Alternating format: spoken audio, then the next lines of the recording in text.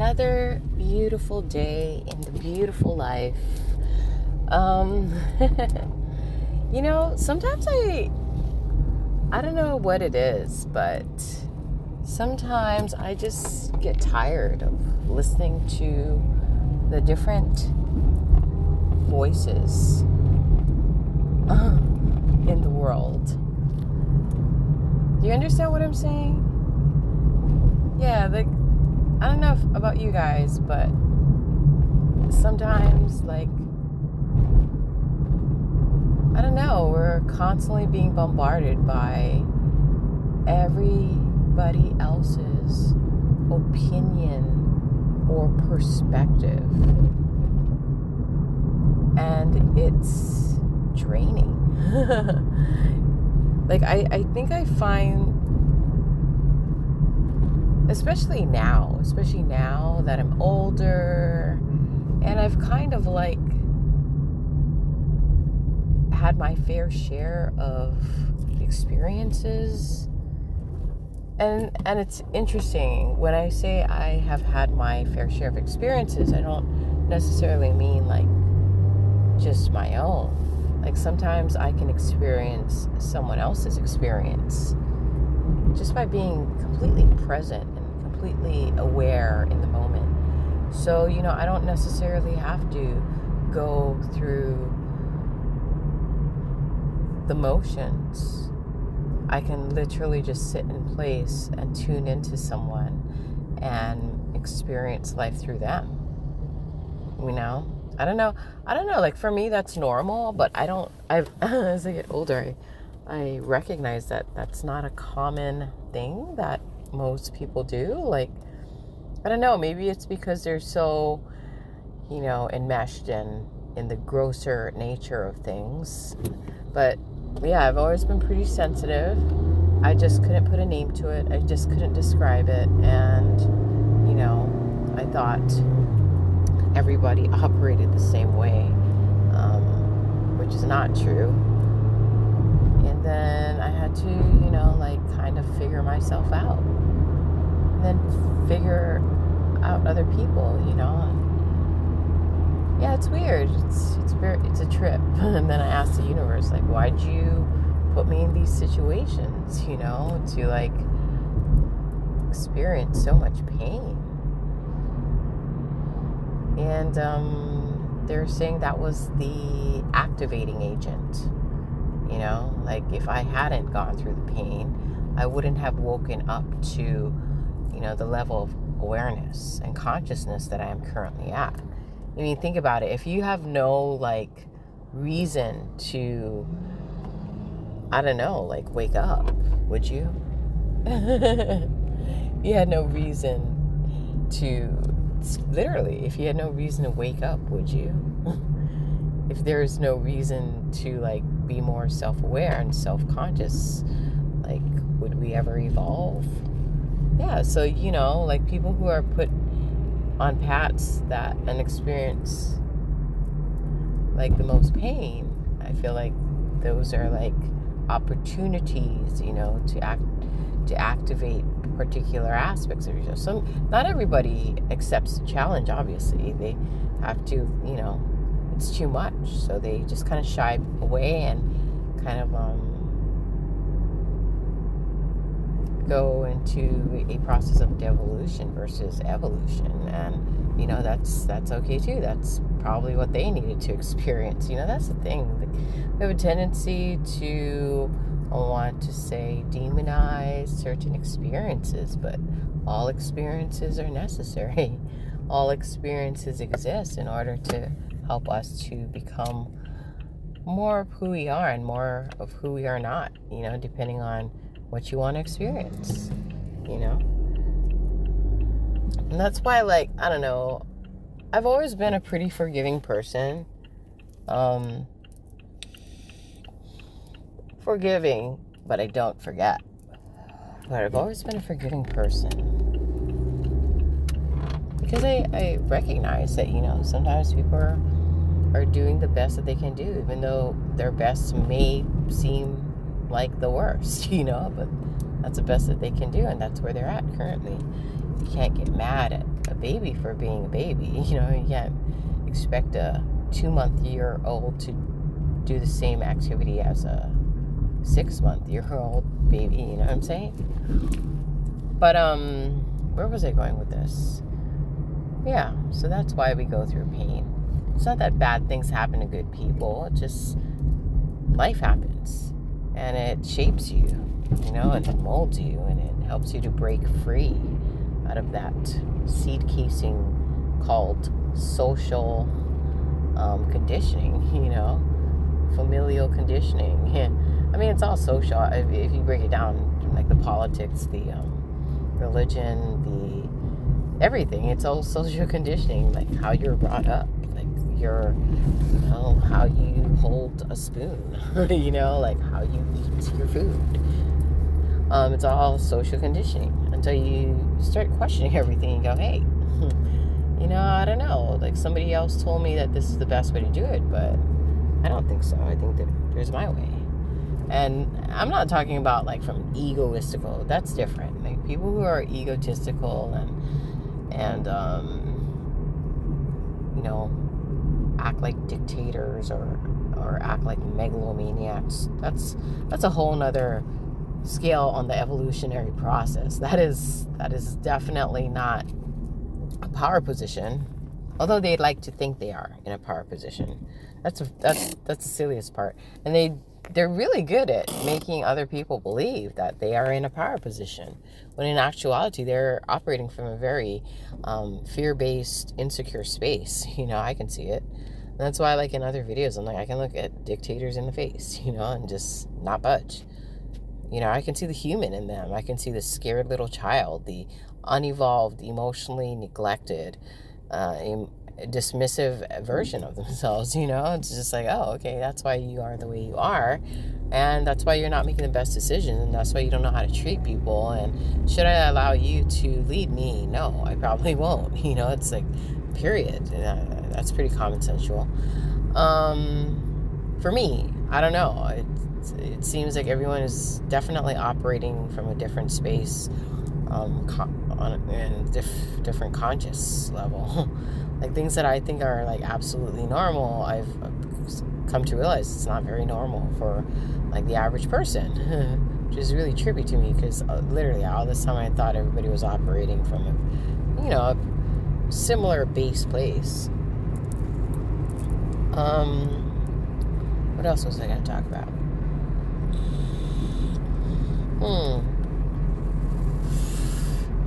Why it's so hard to let something go, whether it be a person, place. It's emotional attachment. And let's break that down. Like, what's emotional attachment? Emotional attachment is an emotional investment that you have made, you know, in your imagination, in hopes of it materializing into your reality, into your 3D, third dimensional reality. You know, and I'm talking like a large, a substantial amount of, you know, emotional investment, energetic investment into a particular idea or thought that was constructed by your imagination to materialize into the third dimensional reality. And when that, you know, ends, or it doesn't fall through as expected, you know, it's hard to untie, it's hard to unravel yourself from that idea or that thought process or that concept or that thing or that person that you invested so much in, you know. That's why it's hard for people to let things go, especially like, you know, like love, especially love, guys. Love is a very potent, one of the most potent things that you can like emotionally invest in, you know.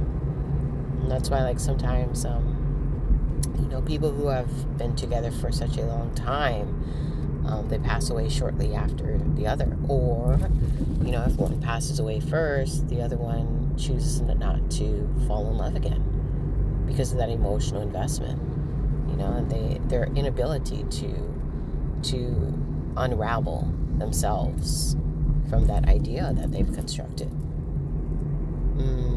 Anybody who has like given their heart, and that's the thing, when you give your heart, it's not just a mental thing, guys. It's like a mental, emotional investment. And when you go, the deeper you go, the harder you go, like the harder you love. Ooh, when you lose that thing, oh man, the unraveling process is something to behold. It's crazy. Like, some people take their lives, let's be honest. Some people like throw their lives away to the wind because of that loss, that emotional loss, that heart connection loss,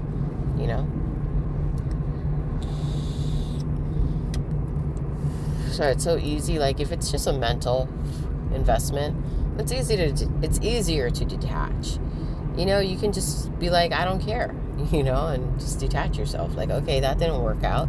Detach yourself, But when an emotional investment has been made, that's when that might, I don't know, does it ever go away? I feel like that's what stays with you forever. It's already been written in the heart. The mind, you can constantly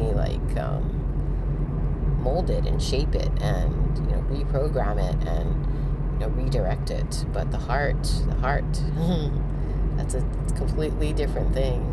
I feel like the heart is a bridge between like physical reality and, I want to say,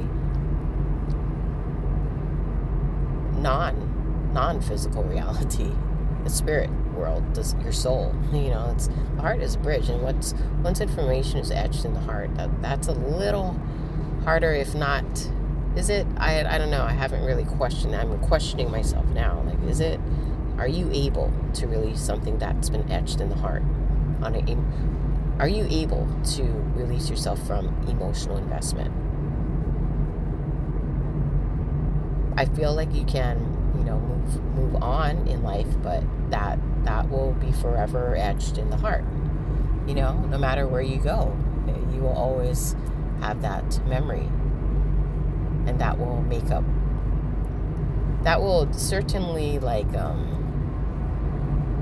shape the soul's response, because it'll remember that through lifetimes. That's why people like past life, it's like you recognize people, and you may be a complete stranger, but you recognize them. It's because your heart knows, it remembers. It's not like the mind. You can't just like erase everything and start all over. It's like the soul's knowing. I don't know. I was thinking about that. Maybe you have to come to accept that. Some things you just can't let go of, and you will carry it with you for the rest of your lives. And fighting that process obviously is detrimental to your well-being, because that's how you start wars within yourself. Because you're not accepting. Yeah, you need to accept everything. Accept everything, guys. That's the key. Like, we have a tendency to push away the pain, but now it's like, in order to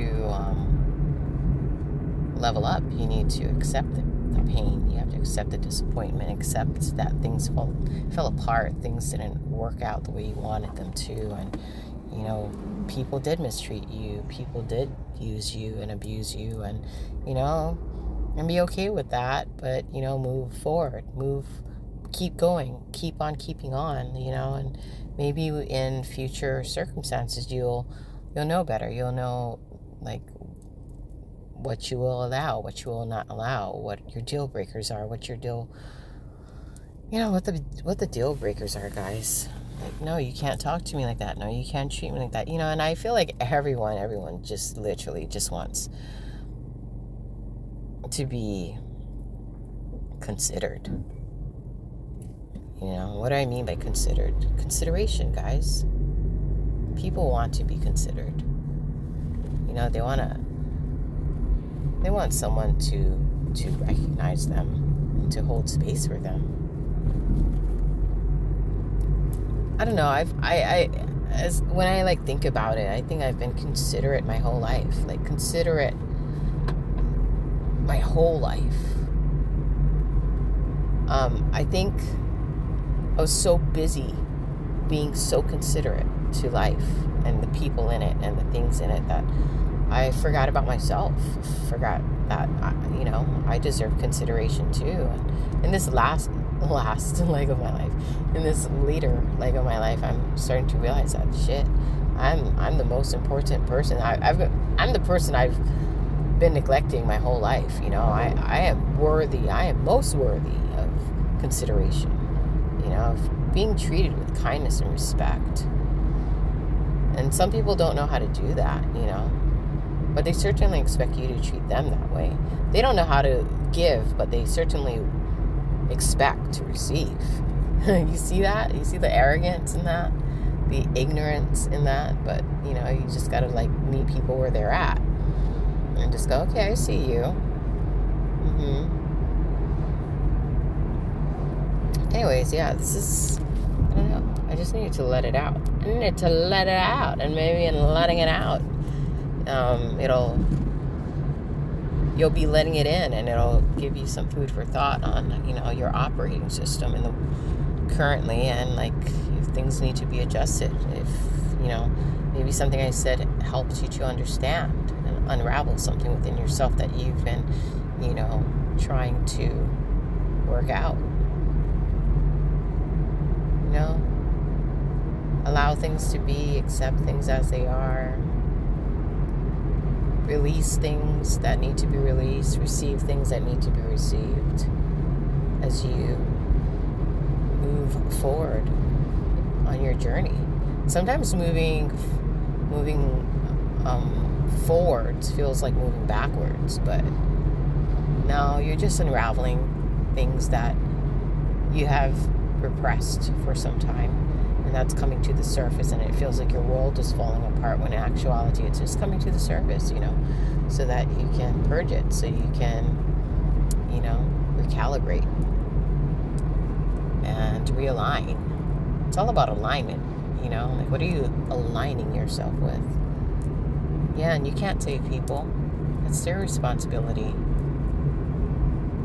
I notice people, harbor a lot of anger and resentment and deep sadness within themselves, and they project that, and they use you as a human punching bag for their emotions. And no, that's not okay. It's especially adults, adults throwing child tantrums. It's at some point you need to stop being mommy and daddy and just put your foot down and say, hey, grow up, grow up. And it's weird, it's paradoxical, isn't it? Because, it's we're trying to grow up, but at the same time, we are children. I guess it's not even about growing up. It's hey, acknowledge the things that your inner child is most needing, and give that to yourself. It's not even about growing up. It's nurturing your inner child, so that you can finally be happy and at peace with yourself, and be happy and at peace with the things around you. That's why the child is throwing a tantrum. It's unmet needs, and it's crying out for you to meet those needs. Nobody else can meet those needs. You need to meet those needs. And that's another thing we've been fooled into believing, that we can get things outside of ourselves. But it's no, you need to generate. You need to learn how to generate those things for yourself. Anyways, this is a long recording, but I hope you have a blessed day, and take care of yourself, because You're the most important investment. You know, it starts with you. It starts, if you can activate and become the generator and regulator and manager of your own peace and your own happiness and your sense of well-being and love, then, you know, that's all you really need. Then that wellspring of goodness, you know, just kind of radiates from you. And you're not looking for someone else to give it to you. That's codependent. Let's be interdependent, guys. Interdependent. Not codependent, not hyper independent. Interdependent. Anyways, thanks for stopping by. Blessings to one and all. Amen.